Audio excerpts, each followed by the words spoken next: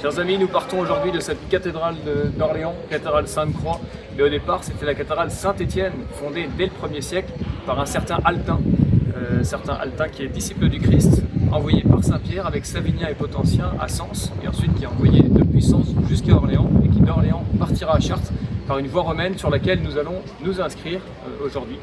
J'ai cherché dans cette cathédrale des traces, des vestiges de ce passage de Saint-Altin. Et le seul vestige que j'ai trouvé, mais qui est de taille, c'est la mâchoire de Saint-Altin qui se trouve dans la sacristie de la cathédrale et qui est indiqué, selon la tradition, compagnon de Savinien et Potentien de Sens, envoyé par Saint-Pierre au 1er siècle et qui est le fondateur de cette cathédrale d'Orléans.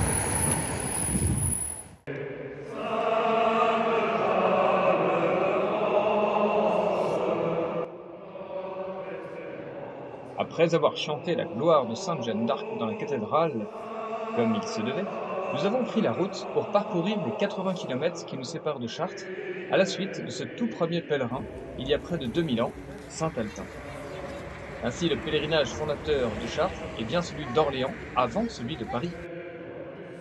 Pour en comprendre l'histoire, il faut remonter aux origines de cette histoire, qui est cette évangélisation de la région au 1er siècle.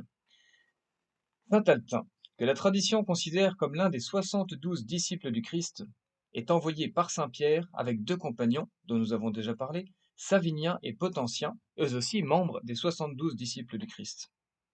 Saint-Pierre leur donna pour mission le Gâtinais, dont la capitale était Sens. C'est la raison d'ailleurs pour laquelle l'évêché de Paris fut suffragant de celui de Sens, jusqu'à ce que Louis XIV ne demande au pape de l'ériger en archevêché. Mais cet évêché de Paris soumis à celui de Sens rappelait cette histoire que Paris n'a été évangélisé qu'après la ville de Sens par des disciples de saint Savinien. Avant d'arriver à Sens, les trois apôtres passent par Ferrières en Gâtinais, c'est un petit village maintenant, une petite ville, près de Montargis, où eut lieu un très grand miracle. Il faut savoir que Ferrières en Gâtinais, c'est le berceau de la dévotion à la Vierge, c'est une apparition de la Vierge, c'est la première apparition de la Vierge en Gaule. On est dans les années 45-46. Elle est encore vivante et elle va apparaître à ses apôtres un soir, comme nous sommes là ce soir, c'était un soir de Noël, et ils avaient fait un feu, ils préparaient les mystères dans une espèce de grotte, comme ils pouvaient avec les premiers chrétiens qu'ils avaient convertis, et au moment de célébrer l'office, là, tout d'un coup, le ciel s'ouvre, la Vierge apparaît, tenant l'enfant Jésus, avec Saint Joseph, son époux, avec les moutons, le bœuf, l'âne, même les anges qui chantaient Gloria in excelsis Deo, à tel point que Savinien, qui était le chef de la mission, de cette mission de Saint-Pierre, s'est exclamé, il est tombé à genoux, il a dit « Ici, ce soir, c'est un nouveau Bethléem ». Et ainsi, ensuite, pendant des siècles et des siècles, on a dit qu'il y a le Bethléem de Juda, là-bas, c'était pour l'évangile. Et pour notre évangile de France, le Bethléem de France, c'était ici, à Ferrières-en-Gâtinais, Notre-Dame de Bethléem. Et il faut savoir que tous les rois de France sont allés en pèlerinage à Notre-Dame de Bethléem, et que quand Clovis rencontre Clotilde, c'est dans ce sanctuaire qu'il est allé. Imaginez. Et ce qui nous intéresse ici, c'est le lien avec Chartres, car les druides d'Orléans dépendaient de la ville de Chartres, de la cité des Carnutes. Nous allons découvrir une sorte d'ancien testament de Gaule avec ces druides qui vénéraient une vierge qu'ils ne connaissaient pas encore. Voici l'histoire du roi Priscus de Chartres, qui vivait 100 ans avant le Christ et même avant la conquête romaine. Il y eut un homme conduit par Dieu qui se trouvait être le seigneur roi des druides de Chartres. Son nom était Priscus. Avec quelques-uns de ses disciples, il avait fondé une école. Ils se réunissaient et parfois autour des chênes, ils levaient les yeux et ils faisaient monter les âmes de ses disciples vers les choses célestes. Or, ce roi, ce bon roi, n'avait pas d'enfant. Mais sa désolation ne fut pas un obstacle à sa foi, au contraire un point d'appui pour monter plus haut vers les sublimités prophétiques. Car Priscus savait qu'un sauveur viendrait racheter le monde et qu'il passerait par une vierge. Aussi ensemble, ils priaient la Virgo Paritura, la Vierge qui doit enfanter. Et un jour, son âme s'embrasa comme ce feu. Il se mit à genoux et il fit une chose magnifique. Ô Virgo Paritura, à vous je donne mon royaume. Ainsi, avant même nos rois de France, les rois seigneurs druides avaient compris que la Vierge était suzeraine du royaume. Ainsi naquit le Regnum Mariae, le royaume de Marie, avant même la naissance du Christ. Par votre autel, la tour et les canuts, par les lumières, la Vierge Mère, par les lumières, la Vierge Mère, dans les saintes femmes, ô Marie de la Mère, par les saintes femmes, ô Marie de la Mère, par les chrétiens gaulois que l'on persécute, par les chrétiens gaulois que l'on persécute, Vierge de France, sauvez-nous, Reine d'Église, conduisez-nous. Chers amis, nous voici au chevet de Notre-Dame de Chartres.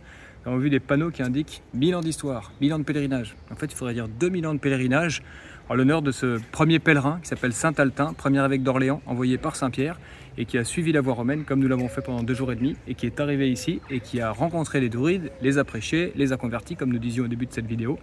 Et puis, ce que nous n'avons pas encore raconté, c'est la vie de Sainte Modeste.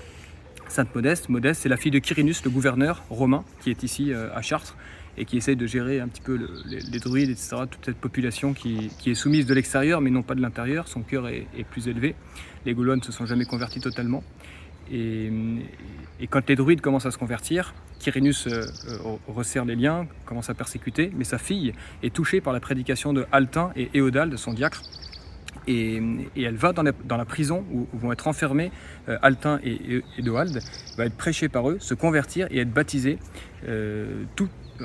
sur ce lieu même, puisque auprès de l'autel que les druides avaient élevé en l'honneur de cette Vierge Mère, il y avait un puits, donc de l'eau, donc possibilité de baptiser.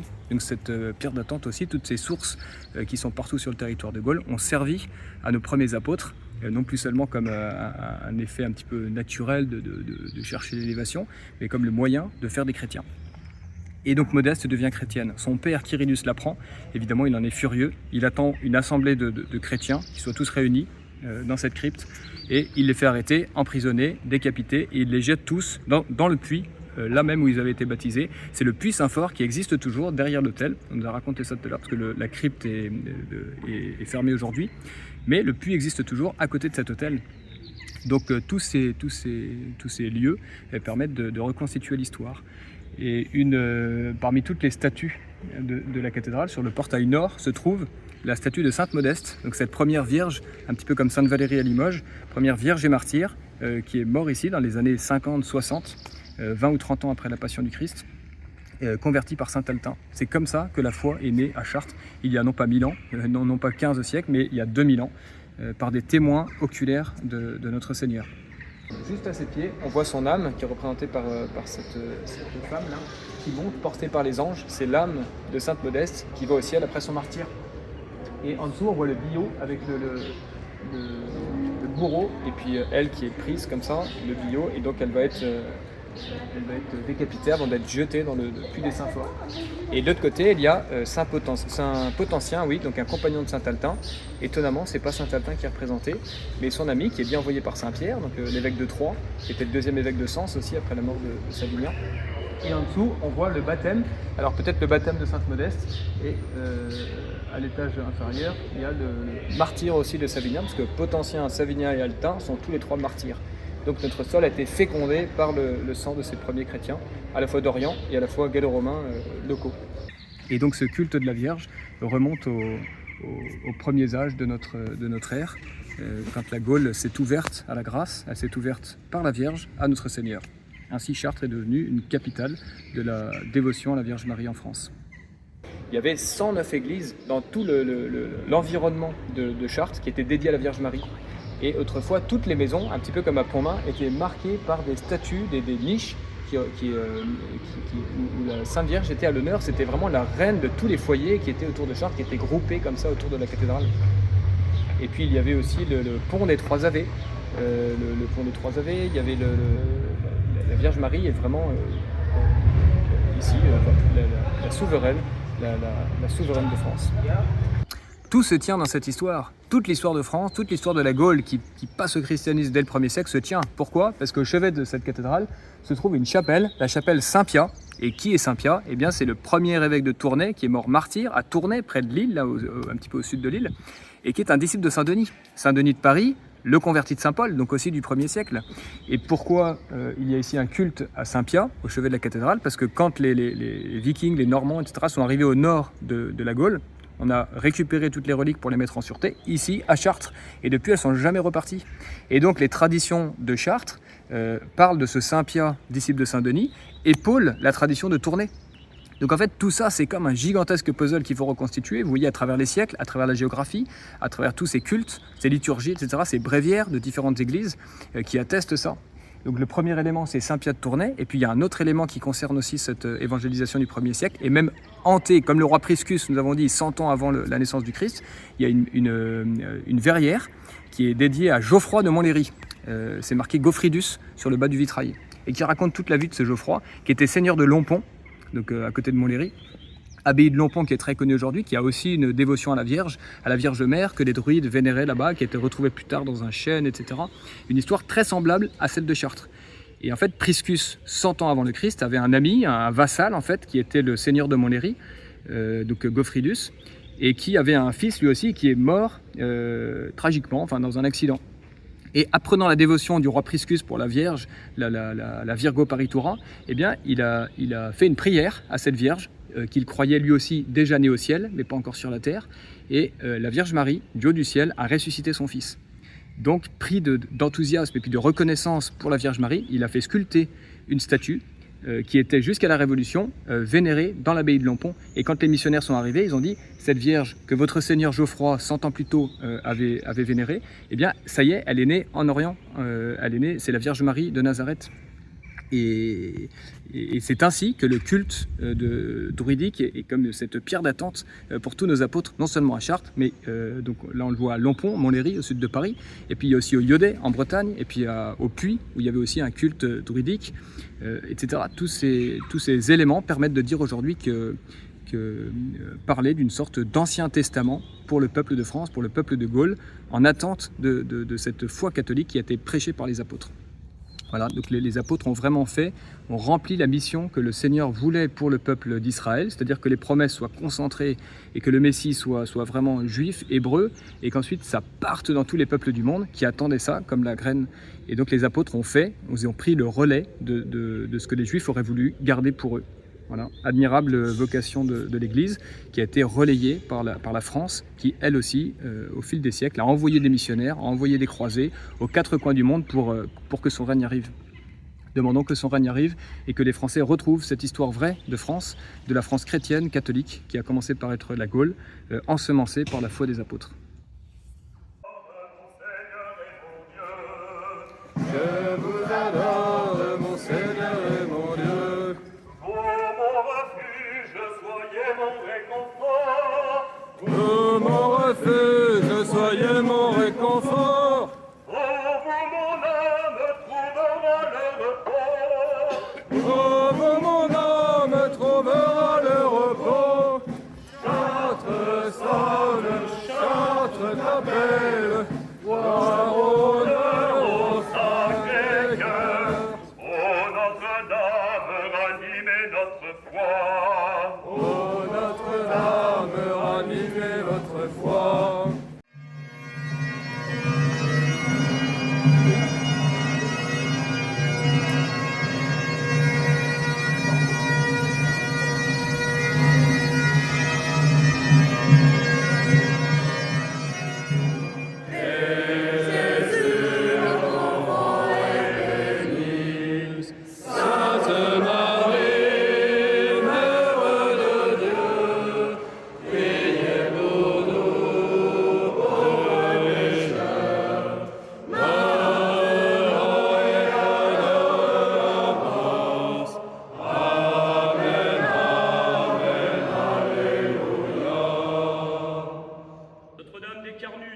Priez pour nous. Notre-Dame de la Beauce, Priez pour nous. Notre-Dame de Chartres, Priez pour nous. Notre-Dame de France, Priez pour nous.